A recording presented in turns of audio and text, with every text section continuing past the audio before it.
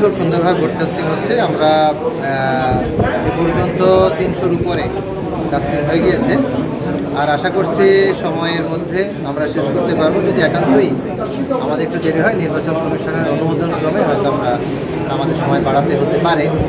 আর যে অভিযোগটা এসেছে আমার কাছেও এসেছে, আমি অভিযোগটা দেখেছি এবং অভিযোগের প্রেক্ষিতে এই যার উপরে অভিযোগটা এসেছে তার সাথে আমার কথা হয়েছে এবং তিনিও খুব সতর্কতার সাথে এখান থেকে সরে গিয়েছেন এবং আশা করছি আর এই বিষয়ে কোনো অভিযোগ আসবে না। স্যার, আপনারা কি মানে বিষয়গুলো লক্ষ্য করছেন এখন আবার হবে কিনা? করছি, যদিও আমরা জানি যে প্রার্থীদের তো নানা রকমের উদ্বিগ্নতা আছে।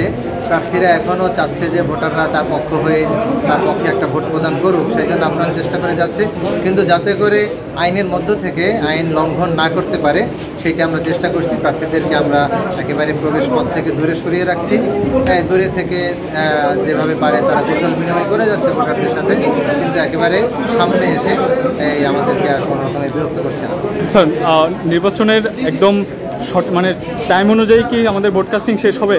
এইটা আসলে আমরা জানো যে লম্বা সময় লাগতেছে, এক একজন ভোটারের 10 মিনিট ন্যূনতম, কারো 15 মিনিট লেগে যাচ্ছে। আমাদের কোনো বুথ খালি যাচ্ছে না, 10টা বুথ, সব বুথই একজন বের হয়ে যাচ্ছে আর একজন হচ্ছে।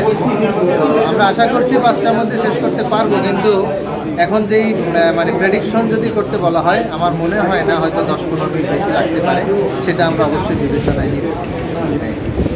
সচেতনভাবে ভোট দিচ্ছে। আমাদের 464-র মধ্যে প্রায় 300-র মতো কাজ হয়ে গেছে, আর 1 ঘন্টা বাকি আছে। আশা করি সবাই চলে আসবে। স্যার, কোনো অসঙ্গতি? কোথাও আচ্ছা, ঠিক আছে স্যার।